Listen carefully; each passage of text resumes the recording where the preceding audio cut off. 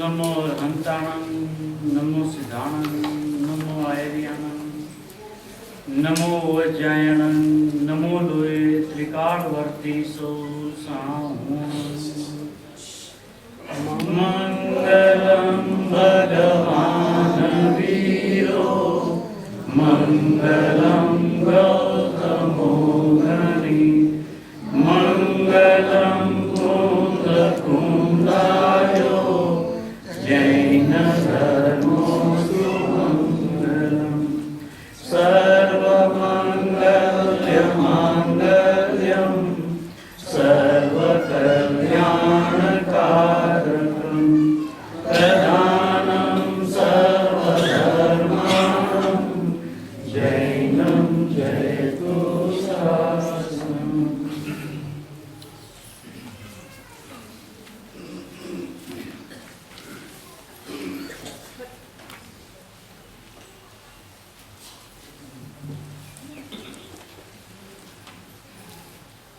त्रिलोकीनाथ सर्वज्ञ परमात्मा की दिव्य ध्वनि में स्वभाव की परिपूर्णता, स्वभाव की स्वतंत्रता, स्वभाव अपने आप में स्वभाव से परिपूर्ण है, ऐसी स्वभाव की स्वतंत्रता का ढंढेरा पीटता हुआ सर्वज्ञ परमात्मा की दिव्य ध्वनि गणधर परमात्मा ने झीली, जिनवाणियों में रची। ऐसी कड़िकार सर्वज्ञ कुनकुन भगवान द्वारा रचा हुआ ये नियमसार परमागम, जिस नियमसार परमागम में अकिंचन धर्म यानी अपरिग्रह, ऐसा अपना स्वभाव से अपरिग्रही है, जिनको चार भाव का परिग्रह नहीं है। चारों भाव परिग्रह है और चारों भाव से रहित ऐसा मैं परिपूर्ण स्वभाव अपरिग्रही स्वभावी हूँ। ऐसा वास्तविक में समझने पर परिणामों की व्यवस्था जो है, परिणामों में ये चार भाव है और चार भावों से न्यारा ऐसा पंचम परम पारिणामिक भाव यही मैं हूँ। ऐसी आज आचार्य भगवंत ने गजब की गाथा का निरूपण किया। सर्वज्ञ परमात्मा में ज्ञान में स्वभाव ऐसा ही आया, ऐसा ही स्वभाव कुनकुन भगवान ने अपने स्वभाव से मिलाकर अपने में डूबकर नियम सार की रचना की। उस नियम सार का भाव को भाषित करने के लिए वर्तमान में हम सब के अनंत उपकारी पूज्य गुरुदेव श्री ने भी अपने स्वभाव में डुबकी लगाकर आचार्य भगवान के हृदय को स्पष्ट किया है कि आचार्य भगवान को यहाँ क्या कहना है। चार भाव परिग्रह और पंचम परम पारिणामिक भाव अपरिग्रही। अब इस बात को कैसे समझा जाए कि यहाँ पे गुरुदेव ऐसा फरमाते हैं 73 नंबर के पेज पे, पहले ही सावधान करवाते हैं, जरीक झीणू छे ध्यान रखजो। मतलब अपने स्वभाव की ऐसी अपूर्वता की बात अभी आने वाली है, तो पहले से ही सावधान कराते हैं कि जरीक झीणू छे। झीणू छे એટલે પકડાય એવું છે, પકડાય એવું છે એટલે કે અનુભવાય એવું છે, એવું ही झीणू છે। પણ એ કેવી રીતે પકડાય? કે ધ્યાન રાખવું. હવે ધ્યાન શું રાખવાનું कि मैं परम पारिणामिक भाव हूं, ऐसा ध्यान रखना. उसका ध्यान करना नहीं. हाँ, ऐसा ध्यान रखना. अब ये आए ना परित्याग, मतलब जो 4 भाव है उसका परित्याग करने में समर्थ, ऐसा ये पंचम पारिणामिक भाव अति आसन भव्य जीव की यहाँ पे जो बात कही उसमें कोई अति आसन नहीं है, मतलब और कोई दूसरे नहीं है, हमारी बात कर रही है. हम जो सभी यहाँ अति आसन भव्य जीव यहाँ जो विराजमान है वो सारे के सारे जीव ऐसा समर्थ वाले हैं. अब इस बात को समझा कैसे जाए, क्योंकि बात इतनी गहरी गुरुदेव ने स्पष्ट की है और गुरुदेव को स्वयं ऐसा भाषित हुआ कि आज का 1 घंटा, आज 1 કલાકનું આખું માણસને ધારવું કઠણ પડે. 85 नंबर के पेज पे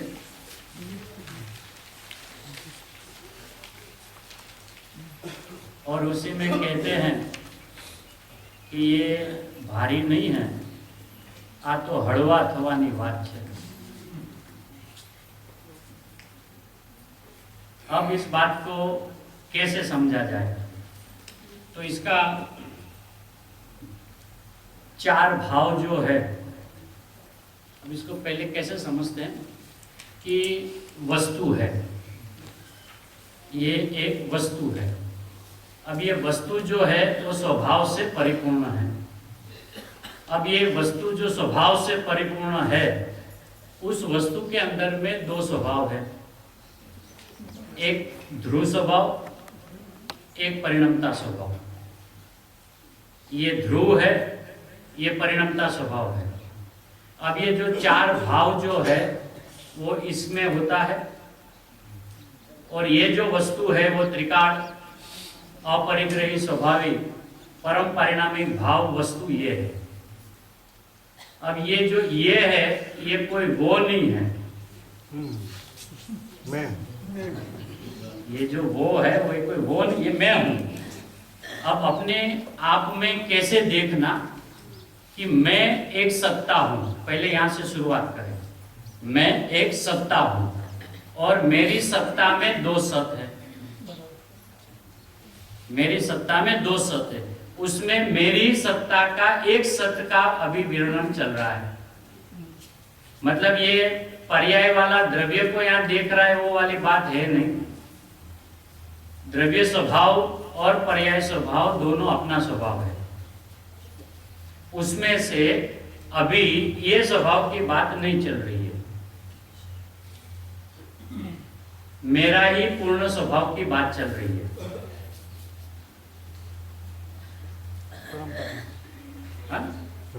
अब ये पर्याय में 4 भाव होते हैं, वो पर्याय का स्वभाव की बात करेंगे तब उसमें होता है. लेकिन उसमें जब होता है तब पहले क्या होता है कि पहले ये है, ऐसे दोनों होते हैं. द्रव्य स्वभाव है, पर्याय स्वभाव है, ऐसे दोनों होते हैं. अब ये दोनों को धरने वाला मैं होता हूं. अब ये दोनों जो है उसको धरने वाला मैं हूं. तो मेरे ही एक स्वभाव की बात चल रही है. कोई द्रव्य स्वभाव की बात चल रही है, ध्रुव स्वभाव की बात चल रही है, ऐसा नहीं. क्योंकि वो ध्रुव की बात है ऐसा जब वो कहते हैं तो उसको ऐसा लगता है कि मैं तो पर्याय हूं.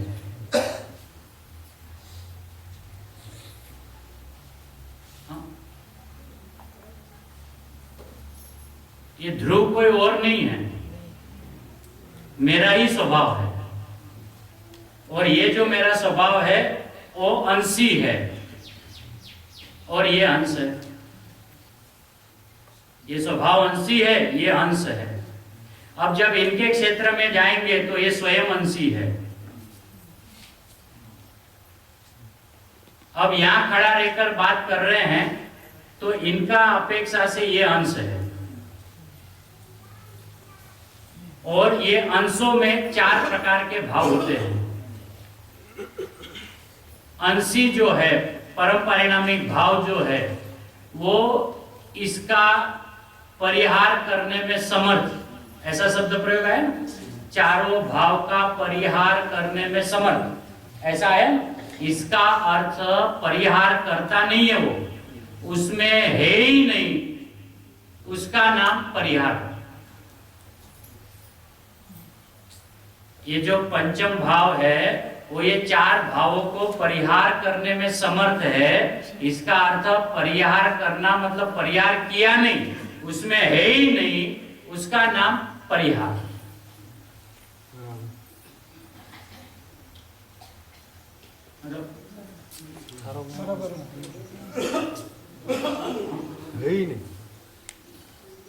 परिहार का अर्थ क्रियावाचक शब्द है। यदि द्रव्य स्वभाव 4 भावों का परिहार करने लगा तो वो ध्रुव नहीं रहेगा, वो परम परिणामिक भाव नहीं रहेगा, फिर वो क्रिया वाला हो जाएगा, क्योंकि उसको तो क्या करना है, इनका परिहार करना है। तो शास्त्र की परिभाषा ऐसी है और उसका भाव अलग है। परिहार करना है मतलब इसमें ये चारों भाव है ही नहीं, उसका नाम द्रव्य स्वभाव ने, पंचम परिणामिक भाव ने ये चारों भाव को परिहार किया। नहीं है ही नहीं। क्यों नहीं है कि अपनी जो एक महासत्ता, उसका नाम वस्तु। इसलिए हम पहले द्रव्य पर्याय नहीं समझना, पहले मैं वस्तु हूं, पहले मैं पदार्थ हूं, पहले मैं द्रव्य हूं। तो द्रव्य दोनों का नाम है। त्रिकाली ध्रुव स्वभाव को भी द्रव्य कहते हैं और वस्तु को भी द्रव्य कहते हैं। तो पहला जो मैं द्रव्य हूं वो ध्रुव वाली बात नहीं है, वो वस्तु जो है उसकी बात चल रही है। हाँ, वो पदार्थ है ना, पूरा है। अब उसमें से जो अपरिणामी स्वभाव, एक रूप भाव, उसका नाम भी ध्रुव है, उसका नाम भी द्रव्य है। तो पहले मैं वस्तु हूं और मेरी वस्तु में 2 स्वभाव है, एक अपरिणामी स्वभाव, एक परिणमता स्वभाव। अब अपरिणामी स्वभाव जिसको यहाँ ध्रुव कहा, जिसको यहाँ पंचम परिणामिक भाव कहा, कि जिसमें उत्पाद व्यय है ही नहीं, ऐसा कहा ना, द्रव्य में उत्पाद व्यय है ही नहीं, ऐसा ये द्रव्य स्वभाव।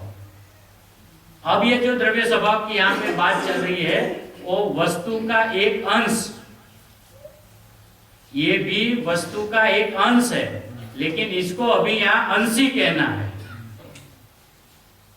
पूरी वस्तु की अपेक्षा से ध्रुव स्वभाव भी अंशी है और पर्याय स्वभाव भी अंशी है, लेकिन ये जो ध्रुव स्वभाव है उसको पूरी वस्तु समझकर जब उसको पूर्णता बतानी हो तो वो अंशी है, और उत्पाद व्यय जो है वो अंश है। अब ये उत्पाद व्यय जहां होता है उसमें 4 भाव होते हैं। ये वस्तु जो स्वभाव से ध्रुव है, परिपूर्ण है, उसमें ये चारों भाव होते ही नहीं, इसका नाम उसका परिहार किया।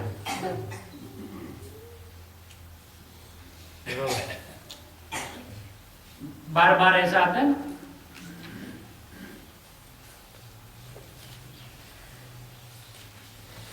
ये पहले पैराग्राफ, दूसरे पैराग्राफ में है, आत्मा छेद, आत्मा होगा, ऐसा नहीं लिखा है। ओलो आत्मा छे एम नहीं, आत्मा छे। अभी छे ही केवो छे,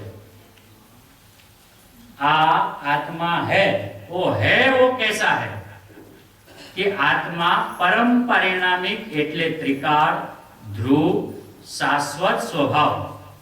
ध्रुव, नित्यानंद, नित्य, शाश्वत वस्तु।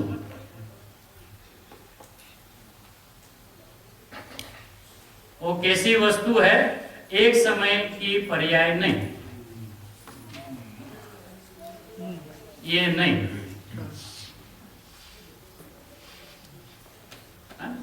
ऐसी ये वस्तु है। अब राग द्वेष तो नहीं,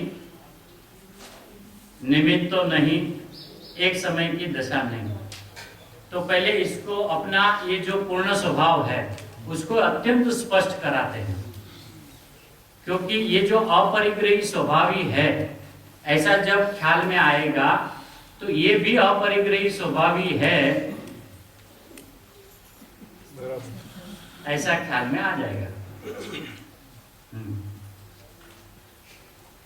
इसलिए एक एक को समझते हैं। अब गुरुदेव जब कहते हैं तो गुरुदेव की तो स्रोत धारा ऐसी है कि वो तो बस बहती है तो बहती ही रहती है ना। उनको भी आश्चर्य होता है कि ऐसे भाव कहाँ कहाँ से उछल उछल कर आते हैं, है ना। तो आखिर में जाके कहते आज तो 1 घंटे की बात जो चली, तो आज उनका अर्थ क्या है कि गुरुदेव की तो साथी संहिता कोई अपूर्व अलौकिक है। पूज्य बहन श्री भी फरमाते थे ना कि गुरुदेव को तो स्रोत की धारा उल्टी है ना। ऐसी उमटी है अंदर से कि सुनने वाले बस सुनते ही रह जाए कि गुरुदेव अपने स्वभाव को कैसे खोलते हैं, कितनी गरिमा कितनी महिमा से कैसे उछल उछल कर कहते हैं कि भैया वस्तु जो है इसमें से एक स्वभाव, अभी उसको यहाँ वस्तु कहते हैं, वो कैसा है कि अपने अनंत गुणों से लबालब भरा हुआ है, अपनी अनंत शक्तियों से लबालब भरा हुआ है। इसमें जो प्रगटेगा उसकी अभी यहाँ बात नहीं है। ये अनादि अनंत शाश्वत है, परम पारिणामिक है, शुद्ध है, नित्यानंद है और शाश्वत है। ऐसा अपना द्रव्य स्वभाव, ऐसा ध्रुव का स्वभाव, ऐसा नहीं बोलना। ऐसा ध्रुव का स्वभाव जब बोलते हैं ना तो ध्रुव कोई और, हम कोई और, ये पर्याय का स्वभाव है, ये ध्रुव का स्वभाव है। मतलब हम कोई, है ना, ये मेरे स्वभाव में से एक स्वभाव की चर्चा चल रही है। तो अपना खिल्ला है ना अपन पकड़ के बात करेंगे, वरना अपना तो अता पता ही नहीं, अपन वो दोनों का विस्तार करने में लगे जाता है। द्रव ऐसा है, पर्याय ऐसा है। जय जिनेन्द्र, हो गया आज का स्वाध्याय। मैं कहाँ आया? ये तो द्रव्य आया, पर्याय आया, मैं तो आया ही नहीं। इसलिए अपने को जमकर पकड़ के रखना। तो इसलिए गुरुदेव का ध्यान रखना, ध्यान रखना मतलब सुनने में ध्यान रखना, इतना ही कहने का आशय नहीं है। हाँ, मेरे ध्यान में ये रहे कि ये मेरी बात चल रही है, ऐसा ध्यान रखना। ये कोई पंचम पारिणामिक भाव का वर्णन चल रहा है, ऐसा नहीं ध्यान रखना। ये मेरा जो परिपूर्ण स्वभाव है उसमें से एक परिपूर्ण स्वभाव की ये बात चल रही है। अब ये द्रव्य और पर्याय वस्तु व्यवस्था में अनादि अनंत है ना। तो द्रव्य भी सत है, पर्याय भी सत है। अब ये द्रव्य स्वभाव की यहाँ पे अभी शुरुआत चल रही है। और द्रव्य स्वभाव से ऐसा परिपूर्ण है, ऐसा जब जाने तो जानने वाले का नाम पर्याय है।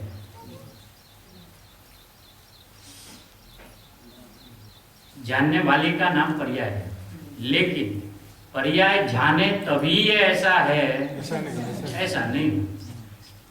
इसलिए यदि कोई हमें ऐसा पूछे कि आप कौन हो, है ना, तो यदि हम कहें कि हम तो पंचम पारिणामिक भाव, नित्य ध्रुव, एक रूप सदस्य भाव मैं हूं, तो अभ्यास यदि ये कहे, ऐसा कहने वाले तो पर्याय है ना।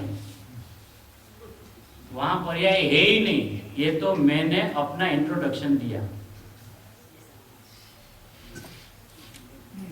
उधर मेरे में पर्याय है ही नहीं।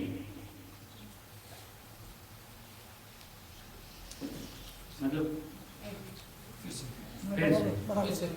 जब मैं अपना इंट्रोडक्शन दूं, है ना, मैं अपनी पहचान दूं, तो जब मैं ऐसा कहूं कि मैं एक हूं, अखंड हूं, नित्य हूं, पंचम पारिणामिक भाव हूं, है ना, सदस्य हूं, एक रूप हूं, शाश्वत हूं, अनादि अनंत हूं, अच्छा अच्छा, ऐसा पर्याय जानती है ना? ढीला मतलब मुझे कोई जाने तब मैं ऐसा हूं, ऐसा मैं हूं ही नहीं। मैं अपनी पहचान दे रहा हूं, बस इतनी सी बात। इसमें पर्याय है ही नहीं। इसलिए बात बात में पर्याय को आगे नहीं करना। पर्याय का जब चैप्टर चले, पर्याय का जब अधिकार चले, तब उसमें अपन उनकी भी बात समझ लेंगे। लेकिन अब जब मेरा ये अधिकार चल रहा है, तो बस इसमें तो इतनी बात होगी, मैं ऐसा ही हूं। उसको यदि हमें ऐसा कहा जाए कि आप तो चार भावों को परिहार करने वाले हो ना, तो मेरा जवाब क्या आएगा? है ही नहीं। मेरे में उत्पाद है ही नहीं, तो है ही नहीं, उसका परिहार मैं करूं।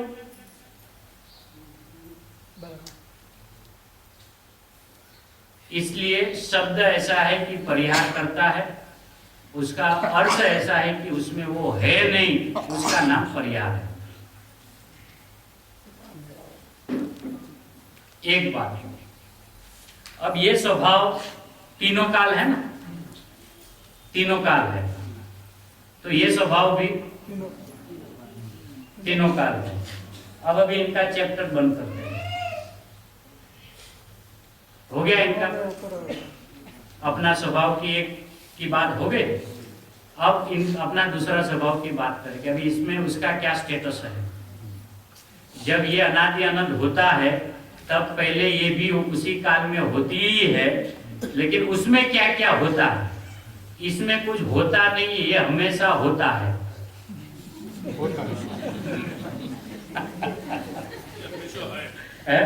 हाँ, इसमें कुछ होता नहीं है, ये हमेशा होता है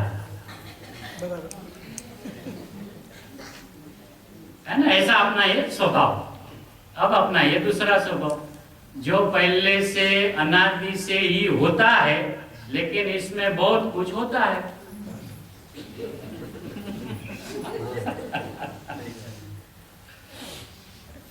હળવા થવાની વાત છે ને, ભારે થવાની વાત નથી। मतलब एकदम हल्का हो जाए, ऐसी बात है ना, एकदम हल्के हो जाए। ऐसा नहीं कि नियम साहब तो हो कोई गजब का है, अपने तो बस का है ही नहीं, ऐसा नहीं है ना। आचार्य भगवंतों ने भले उनकी भावना के लिए लिखा है, ऐसा कहते हैं, लेकिन उसमें अपने भी गर्भित हम लोग भी सब है, क्योंकि वो अपने भी आने वाली दशा है ना, लेकिन छूट जाने वाली है। इसलिए उस पर जोर नहीं देना, मुनि दशा का जोर नहीं देना, क्योंकि पहले थी नहीं, आई, और आई और रहने वाली नहीं है। आए बिना रहती नहीं है, लेकिन थी नहीं ना, आई ना, और आई तो तीनों काल रहेगी नहीं ना, तो उसकी भावना नहीं भाना। भावना नहीं भाएंगे तो मुनि होंगे ही नहीं, ऐसा इस मार्ग का कोई विधान ही नहीं है। पहले से ही परिपूर्ण स्वभाव की परिपूर्णता का ही लक्ष्य रखना। बीच में जितनी भी दशाएं आती है वो सब अपूर्ण दशा है। और जब मुनि राजों का, मुनि भगवंतों का चैप्टर चले, उनके गुणगान गाना हो, तब बात अलग है। लेकिन परिपूर्ण स्वभाव की जहाँ यशोगाथाएं चलती हो, वहाँ मुनि दशा भी कोई मायने रखती नहीं है। तो ये अनादि काल से अनंत काल तक है। पहला ये है, अब ये है, उसमें क्या क्या होता है कि ये पर्याय स्वभाव ध्रुव भी है, पर्याय स्वभाव उत्पादव्यय भी है इसी में। अब इसमें जो उत्पादव्यय के परिणाम जो होते हैं पर्याय में, तो उस काल में उदय, उपसम, संयोगसम, क्षय चार भाव आए ना। तो बार बार गुरुदेव ये कहते थे कि चार भाव के लक्ष्य से वो भाव प्रकट नहीं होते, है ना। सम्यक दर्शन के भावना से सम्यक दर्शन नहीं होता, और सम्यक दर्शन हुआ तो उसी को नजर में रखे तो आगे की निर्जरा नहीं होती, आगे की गुणस्थान नहीं बढ़ते, है ना, ये कहा। तो अब ऐसा क्या कहा उसने कि परिणाम के अंदर में जब परिणाम को ऐसा भाषित हुआ कि मैं परिणाम नहीं हूं, ये पर्याय जो है ना, ये जब ये बताया गया तो इसकी अपेक्षा से ये पर्याय है।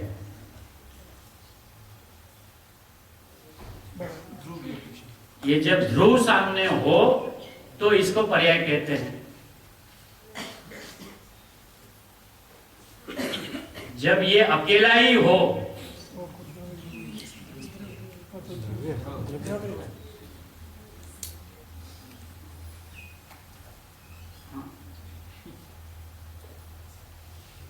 ये द्रव्य और पर्याय ऐसा जब दो चीज सामने खड़े रखे तो इसमें क्रियाशील देखकर इसका नाम पर्याय पड़ा और ये अपरिणामी है इसका नाम ध्रुव पड़ा, है ना। लेकिन जैसे त्रिकाल ध्रुव त्रिकाल होता है ऐसे उत्पाद वे त्रिकाल नहीं होता।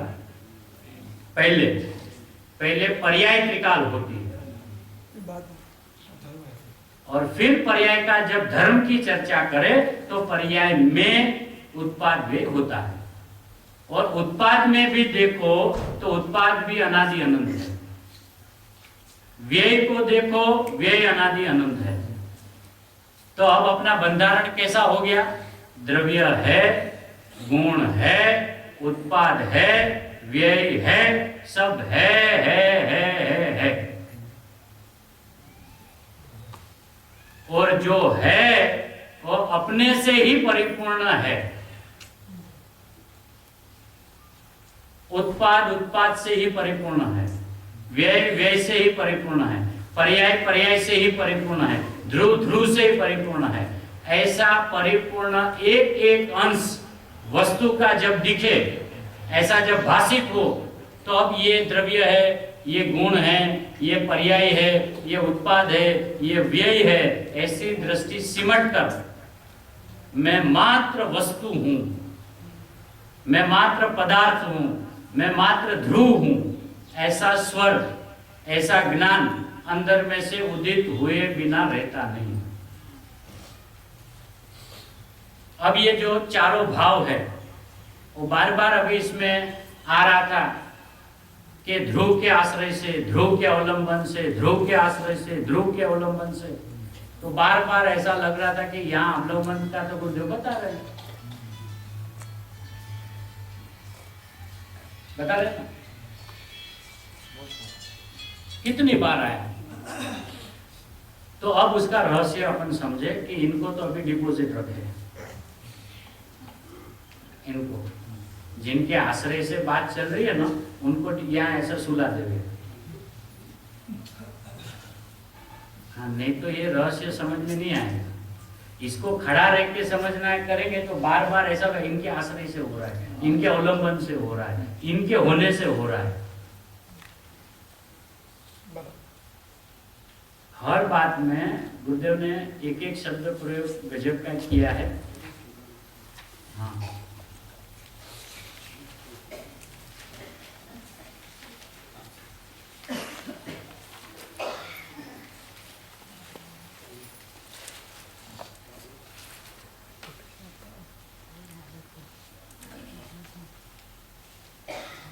अभी ये 73 नंबर का पेज का आखिर की जो लाइन है,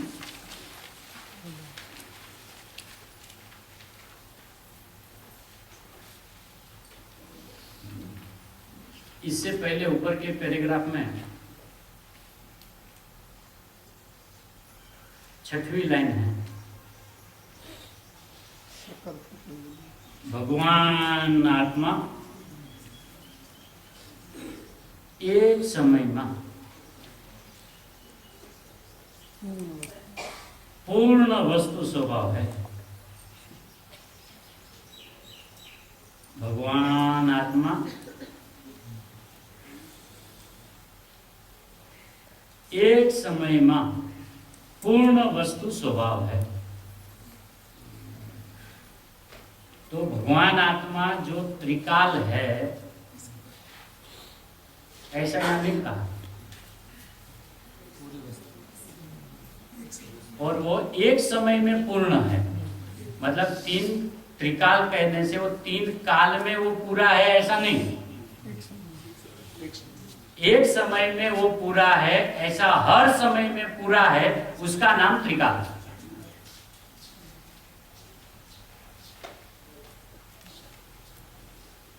फिर से भगवान आत्मा एक समय में पूर्ण वस्तु स्वभाव से, और उसका विश्लेषण अधिकांश क्या दिया जाता है, त्रिकाड़ी परमात्मा, त्रिकाड़ी परमात्मा, है ना। तो त्रिकाड़ी मतलब क्या है? यदि त्रिकाल देखने जावे तो तीन काल हो जाते हैं, ऐसा है। त्रिकाल बोले तो तीन काल है, तो तीन काल देखना हो तो भेद दृष्टि होगी।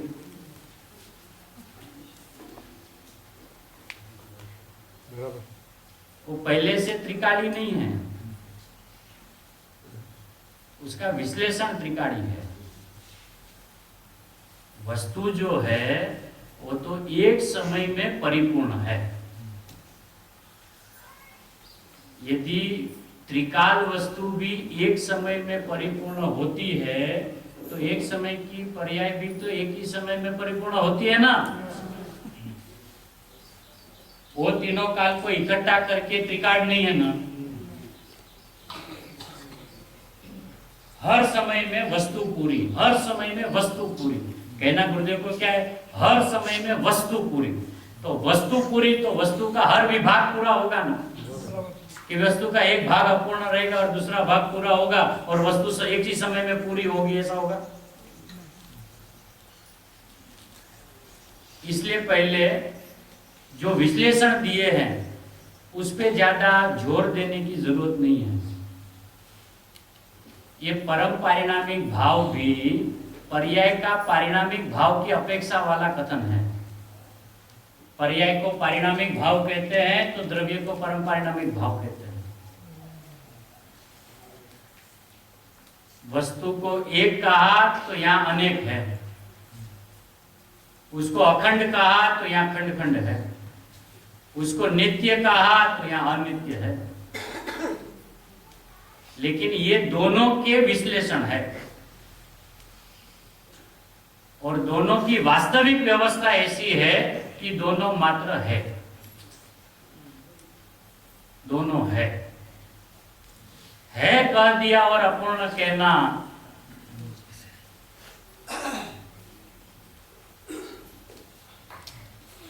विश्लेषण बहुत आए तो ऐसा लगा कि जो विश्लेषण है वही वस्तु है। इनको पंचम भाव कहा, क्यों कि पर्यायों में चार भाव होते हैं, ऐसा भाव उसमें नहीं है, इसलिए वो पंचम भाव है। तो है वो पंचम भाव, नास्ति वाला कथन है ना, जिसमें चार नहीं, ऐसा वो पांचवा भाव है। ये वो पुरुष है जो स्त्री नहीं है, ऐसा ही हो गया ना। अब वो बताना है दोनों सत्य को, तो कैसे बताओ कि भाई त्रिकाल की बात चल रही है कि एक समय के परिणाम की बात चल रही है, ऐसा जब बताना हो तो उसके लक्षण द्वारा समझाना पड़े कि अब हम यहाँ त्रिकाल की बात कर रहे हैं, हम यहाँ एक समय के उत्पाद वाली पर्याय का बात नहीं कर रहे हैं। ऐसा जब बताना हो तो पर्याय को पारिणामिक कहे, द्रव्य को परम पारिणामिक कहे। इसलिए पहले कैसे समझना, भगवान आत्मा एक समय में पूर्ण वस्तु स्वभाव है। वस्तु त्रिकाड़ी है ऐसा नहीं कहा, वस्तु स्वभाव है। अब नीचे उसी पेज की आखिरी लाइन, उसके ऊपर भी एक कह दिया कि एक समयनी अवस्था पण खरेखर पर द्रव्य से, उसके ऊपर की लाइन लास्ट में है ना। अब उसको पर द्रव्य क्यों कहा, उसमें कमाल यह है कि आचार्य भगवान ने जब द्रव्य को पर्याय को पर द्रव्य कहा, उसके पहले उसको द्रव्य कहा। द्रव्य कहकर फिर पर द्रव्य कहा। क्या ला रहा है भाई? पर्याय पर द्रव्य, तो पर द्रव्य क्यों शब्द प्रयोग किया? पर्याय पर है इतना कह दो ना, वो पर द्रव्य है, पर स्वभाव है, और है ना, ऐसा 3 विश्लेषण 38 गाथा में आता है। तो अभी पहले उनको द्रव्य स्थापित किया, फिर उसको कहते ये कौन सा द्रव्य है कि मेरी अपेक्षा से वो पर द्रव्य है, मैं स्वद्रव्य हूं, वो पर द्रव्य है। लेकिन पहले तो साहब वो द्रव्य है ना, है तो पर द्रव्य कह रहे हो ना, मतलब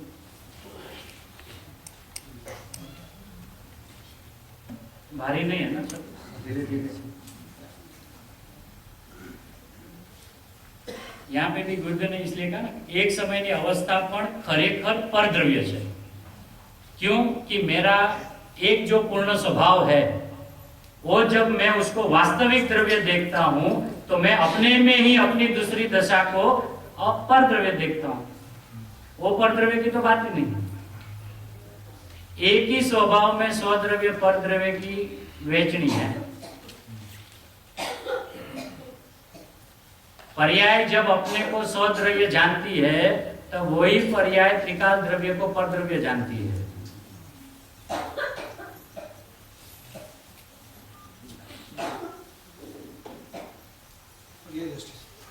पर्याय दृष्टि से नहीं, पर्याय जब अपने को द्रव्य जानती है तब वो अपने में द्रव्य को देखकर वो त्रिकाल द्रव्य को पर द्रव्य कहती है। देखो बातें तो दोनों तरफ से बैलेंस होनी चाहिए। हम त्रिकाली में खड़े रह के पर्याय को पर द्रव्य कहे कि भैया हो गया, कि हाँ हो गया, ये आपने अपनी तरफ से कहा ना। अब उनकी तरफ से भी जरा देख ले कि वो अपने को जब देखती है तब आपको क्या देखती है। कि पर्याय जब अपने को स्वद्रव्य देखती है तो ये जो अपर द्रव्य है, कैसा नहीं है? नहीं, मतलब वो पर्याय जो जब अपने को देखती है तब वो कैसे देखती है, वो दृष्टि की कमाल है ना, वही दृष्टि की मस्ती है ना। अभी हमको अपने ही त्रिकाल द्रव्य स्वभाव को पर द्रव्य कहने में हिल जाते हैं ना अंदर अंदर, उसको कैसे पर द्रव्य? वो तो पूरी वस्तु है। उनकी जगह से जब हम बात करें तो वो भी अपनी वस्तु है ना, अपना ही एक विभाग है। अब ये कैसी बात है कि अपने घर में जब मैं पिता हूं तो मेरे लिए दोनों बेटे हैं,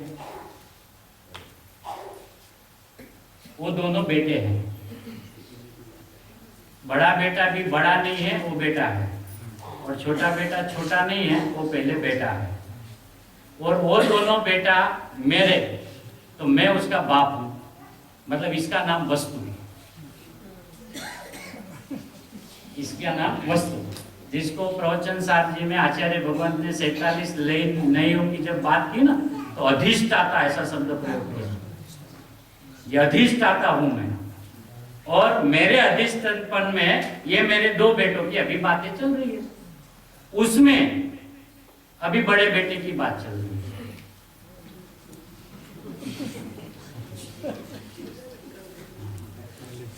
और वो जब मेरे सामने दोनों खड़े रहते हैं तो एक कोटि के हैं। वो दोनों बेटे जब आपस में खड़े रहते हैं तो एक बड़ा है, एक छोटा है।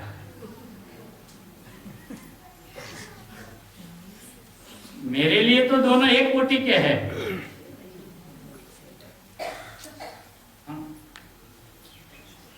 मतलब वस्तु में द्रव्य स्वभाव भी अंश और पर्याय स्वभाव भी अंशी है, दोनों में से एक भी अंशी नहीं है। अब वो दोनों अंश जब एक दूसरे के सामने खड़े रहे तो एक बड़ा भैया है, एक छोटा है। वो छोटा क्यों है कि वो पल पल नया होता है ना, इसलिए छोटा है, ऐसे छोटा नहीं। हाँ, परिणाम छोटा मतलब वो ऐसा कोई छोटा ऐसा नहीं, लेकिन वो उत्पाद वे की निगाह से उसको देखते हैं तो नया नया होता है। तो वैसे भी नया जो हमेशा पैदा होता है छोटा ही होता है ना।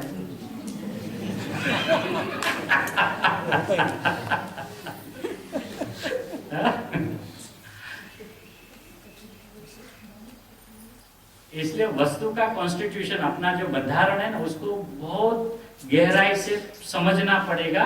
हमको ऐसा लगता है कि हमने वो वस्तु द्रव्य पर स्वरूप है समझ लिया, हो तो हमको पता है, पता ही नहीं है। यदि इतनी पता हो जाए और उसके आत्म सम्यक दर्शन न हो, ऐसा हो ही नहीं सकता, कभी नहीं हो सकता है ना। तो बड़े बेटे की बात चल रही थी, अब उनकी बात पूरी हो गई। अब छोटा बेटा आश्रय लेने की जो बात आ रही ना, आश्रय ले रहा है, घड़ी घड़ी गुरुदेव बता रहे आश्रय ले रहे हैं उसके। देखते हैं आश्रय क्या लेते हो।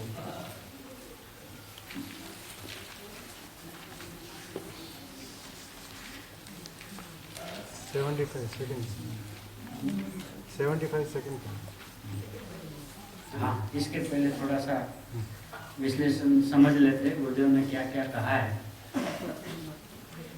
74 में पहली लाइन में परम स्वभाव एनो आश्रय लेवो, आश्रय लेवो एनु नाम ए पर्याय ने धर्म कहे छे। है ना, पहले तो जैसे गुरुदेव ने स्पष्टीकरण किया वो उस ढंग से चलना पड़े, वरना ऐसा लगे कि ये तो अपनी बता रहे है ना। गुरुदेव को सर पे और हृदय में विराजमान करके अपन उनके साथ साथ में चलते। एक अपने मुमुक्षु में थोड़ी सी गलती कहो या जो भी कहो, हमेशा ऐसा लगता है कि दो मुमुक्षु आपस में यदि बात करें तो दोनों कभी साथ में नहीं चलते, हमेशा आगे पीछे चलता है। वो कहना ऐसा है, ऐसा है नहीं, वो तो ऐसा है। वो जब कहना वो तो ऐसा है, नहीं नहीं ऐसा है नहीं, वो तो ऐसा है। मतलब हमेशा तोड़ने का, उसको गलत साबित करने का और उसके आगे की बात उसको बताकर उसको ढीला करना, यही मुमुक्षुओं में आपस में चल रहा है। और वो पद्धति हमने गुरुदेव के साथ में भी अपनाई है। गुरुदेव जब जो बात समझाना चाहते वो तो हमको वो नहीं आगे की, जब वो आगे की नहीं वो तो पीछे की। इसलिए ज्ञानियों के न आगे चलना न उसके पीछे चलना, उसके साथ में चलना। वो जहां से जो बात बता रहे वहीं खड़ा रहकर मात्र उसी समय में उसी बात को समझना। दूसरी बात, स्वाध्याय खत्म होने के बाद हम जब इधर उधर की बातें करते हैं तो उसमें व्यवहार की बात में निश्चय की बात को बीच में लाना नहीं, उसका अनादर करना नहीं। जहां जहां व्यवहार की बात चले वहां प्रेम से शांति से व्यवहार की ही बात करना। घड़ी घड़ी यदि वहां पे निश्चय का उपयोग करोगे तो निश्चय अपना बर्बाद हो जाएगा, उसकी महिमा खत्म हो जाएगी। जहां जैसी बात चलती हो, अगले ने जैसा प्रश्न पूछा है उसका उसी व्यवहारिक उत्तर देना। हाँ, जब कभी सहज ऐसी बात आ जावे वो अलग बात है, लेकिन बात में वो व्यवहार की बात करे, ये निश्चय की बात करे और आपस में एक दूसरे को, एक को लगे मैं बड़ा हो गया, एक को लगे यार ये मेरे को काट रहा है, ऐसा व्यवहार आपस में गलती से भी नहीं करना। हम सभी एक ही परिवार के सदस्य हैं, यहाँ कोई छोटा कोई बड़ा नहीं, कोई ज़्यादा समझदार है कोई कम समझदार है, ऐसा है ही नहीं। सब सर्वज्ञ के संतान हैं। थोड़े काल के लिए घूमने आए हैं, अब तो घर पे ही जाना है। ये जाते जाते अपनी स्वतंत्रता की जय घोषणा करके जा रहे हैं, है ना। तो पहले गुरुदेव ने क्या कहा, परम स्वभाव भाव एनो आश्रय लेवो, आश्रय लेवो एनो नाम ये पर्याय ने धर्म कहे। अब पर्याय में धर्म कैसे होता है वो बात कहते हैं। अब वो पर्याय ने अपना पर्याय स्वभाव तो स्वीकारा है, लेकिन परम स्वभाव स्वीकारा नहीं।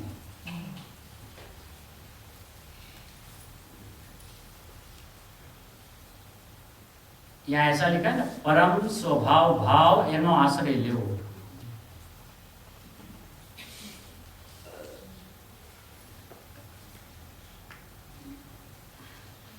धर्म की पर्याय जो प्रकट हुई उसका भी आश्रय नहीं लेना,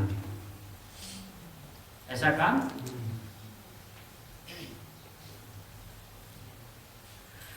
अब इसके नीचे जो ये पहली बात है, पदार्थ है ना आत्मा, वो पैराग्राफ दूसरे के नीचे तीसरा पैराग्राफ, आत्मा पदार्थ है या नहीं, गुरुदेव ने कहा पदार्थ है ना ये आत्मा, એ એક સેકન્ડના અસંખ્ય ભાગમાં વસ્તુ, દ્રવ્ય, દ્રવ્ય એટલે ત્રિકાળી नहीं, द्रव्य द्रव्य, ये 74 में 74 का तीसरा पैराग्राफ है ना। पहले क्या कहा, असंख्य एक सेकंड ना असंख्य भाग में शू वस्तु, और वस्तु का क्या नाम, द्रव्य, द्रव्य मतलब वस्तु। क्यों ऐसा कहते हैं, गुरुदेव को पता है कि इसको जब द्रव्य कहेंगे तो उसको त्रिकाली दिखेगा।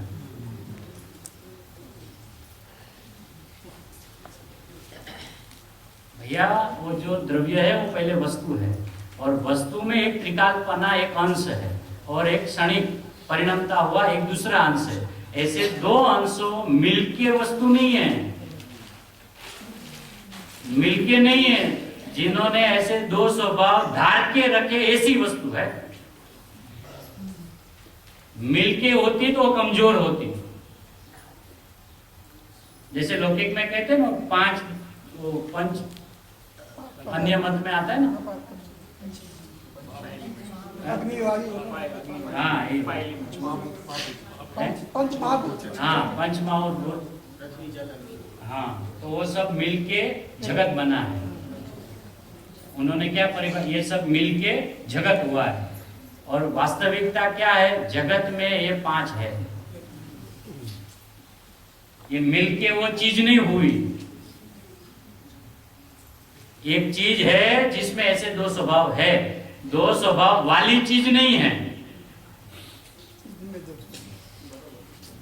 हाँ, एक एक के अंदर शब्द में बहुत गहराई है। उत्पाद ध्रुव और उत्पाद में मिलकर वस्तु है, मिलकर वस्तु है तो उसको वस्तु का जोर नहीं आता है, मतलब ये दो नहीं है तो वो है ही नहीं।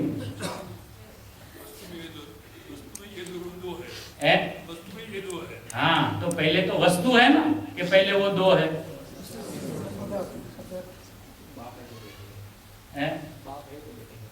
नहीं वो भी नहीं, मतलब बाप होता है तो उसका बेटा होता है। हाँ, क्योंकि जिको जब पहले वस्तु साबित होवे ना, तो वस्तु का कोई भी विभाग वस्तु, फिर वो पर्याय नहीं। इसमें कमाल क्या है कि जब हम पहले वस्तु को यथार्थपने समझ में आता है तो पहले ख्याल में आ जाता है कि वस्तु का कोई भी विभाग की आप बात करो वो वस्तु है, वो विभाग है ही नहीं। फिर चाहे मेरे ही द्रव्य स्वभाव की बात करो तो वो वस्तु है, चाहे मेरे ही परिणमन स्वभाव की बात करो वो वस्तु है। तो जोर कहां पे आता है, वस्तु पे। इसलिए प्रवचन सार जी में अधिष्ठाता, इतना गजब का शब्द प्रयोग आया, अधिष्ठाता, जिसमें अनंत गुण होते हैं ऐसी वस्तु नहीं होती है। हाँ, वो पूरा वस्तु को देखने का विधान जो हमने बना के रखा है उसको उल्टा सुल्टा करना पड़ेगा।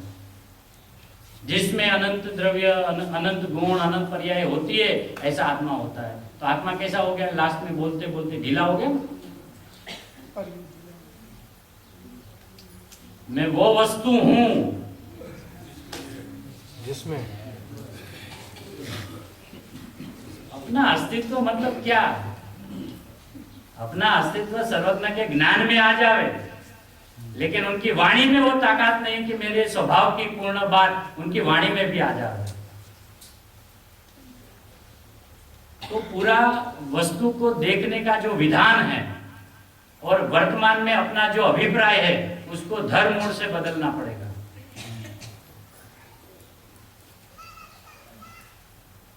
वस्तु में हूं ऐसी कि जिसमें अनंत गुण अनंत पर्याय है, तो अपना अपना अहमियत, अपना वजन, अपना अस्तित्व अपने को भरा भरा भाषित होता है। और जिसमें अनंत गुण और पर्याय होती है, ऐसा आत्मा होता है। और ये दोनों नहीं तो है ही नहीं। और आचार्य भगवान कहते हैं द्रव्य सत, गुण सत, पर्याय सत। मतलब गुणों है इसके लिए द्रव्य नहीं है, ऐसा उनका कहना है।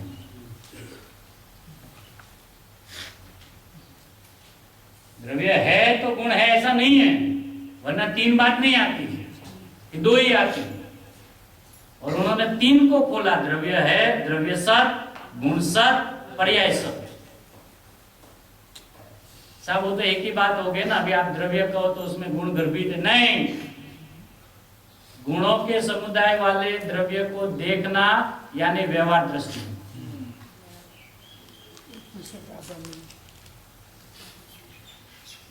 द्रव्य तो अपने स्वभाव से ही परिपूर्ण है। फिर वो स्वभाव कैसा है ऐसा कोई पूछे तो उसमें क्या क्या है ऐसा कोई पूछे तो अनंत गुण है, अनंत पर्याय है। वस्तु में जब वस्तु अनादि की है तो उसमें अंदर भी सब अनादि के ही होते हैं। द्रव्य अनादि, गुण अनादि, पर्याय अनादि। इसलिए पहले यहाँ गुरुदेव ने वो बात स्पष्ट की कि एक सेकंड ना असंख्य भाग में वस्तु। तो गुरुदेव को यदि त्रिकाली कहना होता तो कह सकते थे ना, ध्रुव यदि कहना हो तो कह सकते थे ना। तो पहले क्या कहा? वस्तु, द्रव्य, द्रव्य એટલે वस्तु। फिर भी देखो अभी भी पदार्थ, ध्रुव नहीं बोलते हैं, पदार्थ, शाश्वत, शाश्वत, नित्य, तत्व।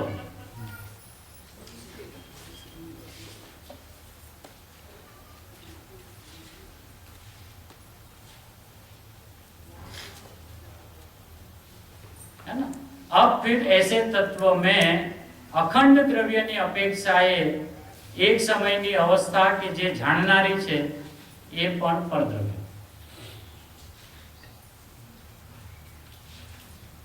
अब वो पर यानी दूसरा का नहीं, अपने में ही दूसरा। पर यानी दूसरे का नहीं, अपने में ही दूसरा, उसका नाम पर। तो पर जब शब्द कहते हैं तो वो द्वेषवाचक नहीं है कि पर्याय परद्रव्य है, परद्रव्य है। तो परद्रव्य कहते हैं तो उसमें द्वेष नहीं है। वो अभी जहां से खड़ा रहकर बात करते हैं वो कहते हैं मेरी अपेक्षा से, मैं अभी जो अपने आप को द्रव्य स्वभाव देख रहा हूं उसमें उत्पाद द्रव्य वाली पर्याय है ही नहीं, तो मैं स्वद्रव्य हूं, तो ये परद्रव्य है।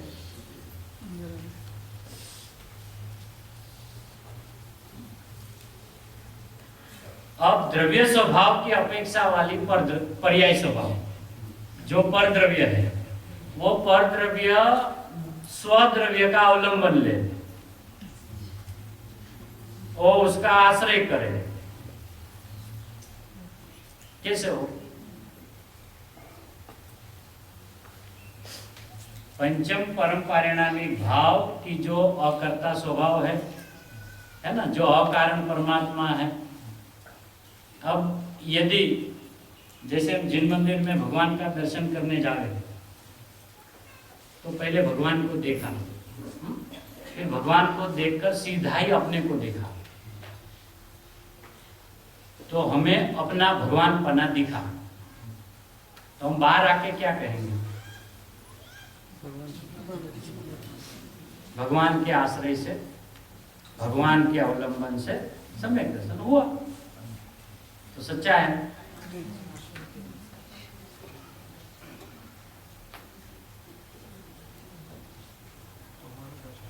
ऐसा है ना। लेकिन कहना क्या, अभी जिनवाणी में भी आता है ना कि भाई जिन प्रतिमा जो है वो सम्यक दर्शन में उत्कृष्ट जिन प्रतिमा वो सम्यक दर्शन में निमित्त कारण है, तो उसको भी निमित्त कारण के वहां पे स्थापा है ना। तो निमित्त कारण यानी उनके आश्रय से नहीं हुआ। निमित्त कारण मतलब क्या? उनके आश्रय से, उनके अवलंबन से न हुई दशा। ऐसे ये अनादि अनंत त्रिकाली परमात्मा जो अकारण परमात्मा है कि जिनके आश्रय से पर्याय में सम्यक दर्शन नहीं हुआ।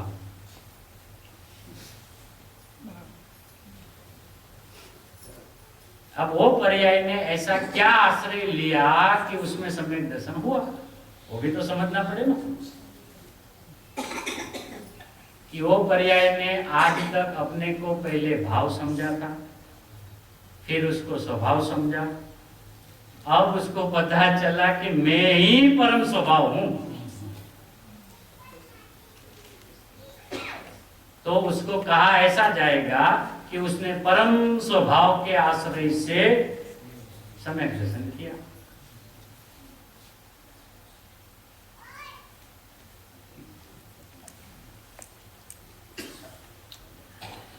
पर्याय में जो भी कार्य होता है उसका कारण एकमात्र वो पर्याय ही होती है। त्रिकाल द्रव्य स्वभाव अकारण परमात्मा है, वो पर्याय के काल में कार्य में हस्तक्षेप करता ही नहीं। अब जब सम्यक दर्शन हुआ तो उदय भाव समाप्त हुआ। अब वो चारों भाव को थोड़ा सा 5 मिनट में समझ लेते हैं कि पहले पर्याय अपने आप को पुण्य पाप वाली, राग द्वेष वाली ऐसे अपने को मान रही थी, ऐसे अपने को जान रही थी। जब उसको अपने स्वभाव के प्रति पता चला है ना, आचार्य भगवान गुरुदेव जैसे समर्थ पुरुष हमें जब मिले कि पर्याय में तो मात्र जानने का ही काम हो रहा है, और जो जानने का काम हो रहा है ऐसी तू जानने वाला तू है, तो तू राग द्वेष के काल में भी राग द्वेष का करने वाला नहीं है। ऐसा जब पर्याय में पर्याय की योग्यता से उसका जन्म क्षण में उसको जब अपने स्वभाव का विश्वास आया तो उदय भाव को उसने समाप्त कर दिया।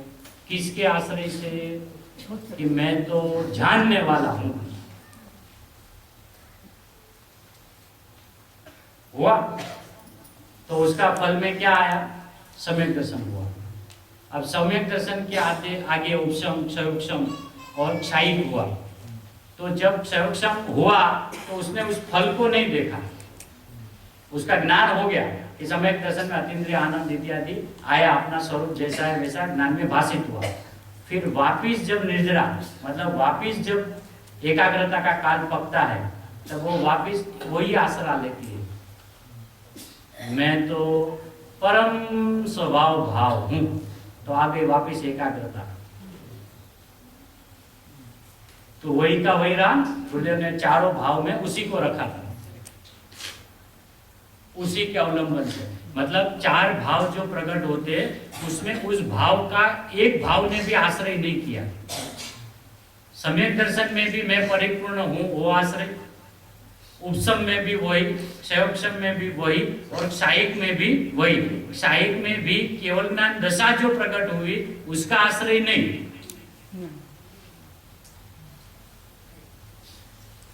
है ना। तो उसने भी उस समय भी क्या आश्रय लिया? मैं परिपूर्ण हूं, मैं परिपूर्ण हूं। तो 4 पर्याय में जो जो प्रकट होती थी उसमें मैं अपने में ही रखा। अब उसका जो स्वर बदला, स्वर बदलने का नाम आश्रय लिया। आश्रय का अर्थ होता है मैं पना स्थापित करना, हूं पण, अहम। आश्रय यानी अहम, आश्रय यानी किसी को देखना नहीं। हमने आश्रय का अर्थ ऐसा ले लिया है कि पर्याय को, द्रव्य को देखना, उसका नाम आश्रय लेना। जैसे हम बाहर में वितरागी परमात्मा का आश्रय लेते, तो आश्रय क्या लेते हम? आश्रय लेना मतलब क्या? अवलंबन लेना मतलब क्या? वो है बस इतना, और यहां ऐसा है बस इतना। अवलंबन का अर्थ होता है अपने को अवलंबन, अपना अवलंबन लेके हुई जो दशा प्रकट हुई उसका नाम अवलंबन है। चैतन्य अनुविधायी परिणाम आया था ना बीच में, चैतन्य को अनुसर के हुआ परिणाम। तो उसमें भी क्या अर्थ है कि पर को अनुसर के कोई भी परिणाम किसी भी जीव का किसी भी काल में होता ही नहीं। तो पर का अवलंबन किसी को कोई भी स्थिति में कोई भी अवस्था में नहीं होता। जब जब उसका परिणाम प्रकटता है तब वो अपना चैतन्य अनुविधायी परिणाम होता है, क्योंकि वो चेतन के परिणाम होने से चैतन्य को अनुसर के हो रहा है। अब चैतन्य को अनुसरना मतलब क्या है? उसमें ऐसा है ना, चैतन्य को अनुसर के हुआ परिणाम। तो वहां ऐसा लगता है कि परिणाम किसी को अनुसर रहा है। स्वर कैसा है, वो परिणाम जो प्रकट किसी को अनुसर रहा है, ऐसा उसका अर्थ नहीं है। वो जो परिणाम प्रकट हुए वो मैं ही चेतन हूं ऐसा अनुसर के प्रकट हुए। क्यों? कि वो चैतन्य के परिणाम होने के कारण वो चैतन्य के परिणाम अपनी चेतनता को ही अनुसर के प्रकट होते हैं। इसलिए जो भी परिणाम वर्तमान में प्रकट होते हैं वो परिणाम आज तक किसी का अवलंबन लिया नहीं, किसी के आधार से हुए नहीं, अपने ही आधार से और अपने ही अवलंबन से होते हैं। उसी में ये चार दशाएं जो प्रकट होती है वो चारों दशा का एक ही अभिप्राय होता है, मैं परिपूर्ण हूं। इसका नाम वो चार दशाएं जो नई नई प्रकट हुई उसका उसको आश्रय नहीं है। चारों आश्रयों के काल में मैं ही, उसका नाम उसने परम भाव को आश्रय किया, उसका अवलंबन लिया और वो दशाएं प्रकट हुई। इसलिए गुरुदेव कहते हैं कि ये बोझा उतर जावे ऐसी बात है।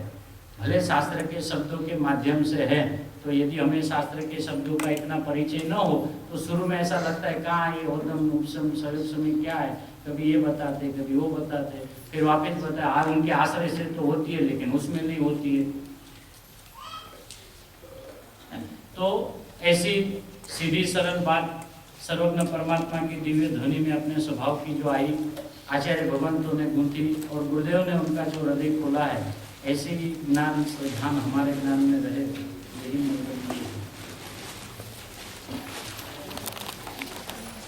दिलवाणी अमृत रसाल रसिया आओ रे सूरवा,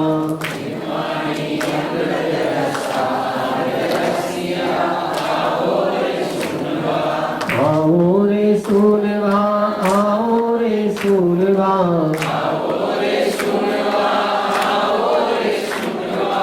दिलवाणी अमृत रसाल रसिया आओ रे सूरवा,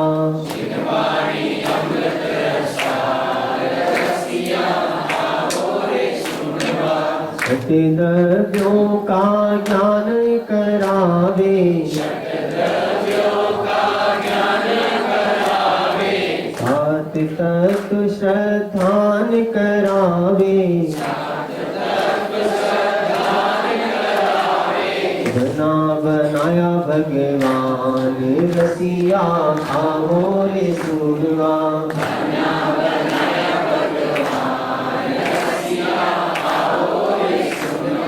दिलवाणी अमृत रसाल रसिया आओ रे सूरवा,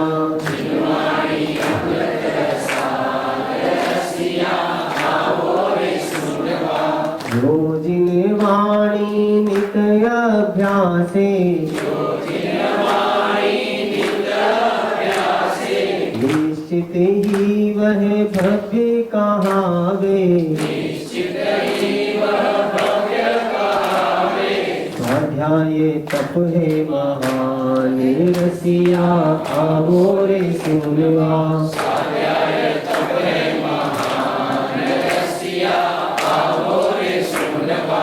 दिलवाणी अमृत रसाल रसिया आओ रे सूरवा,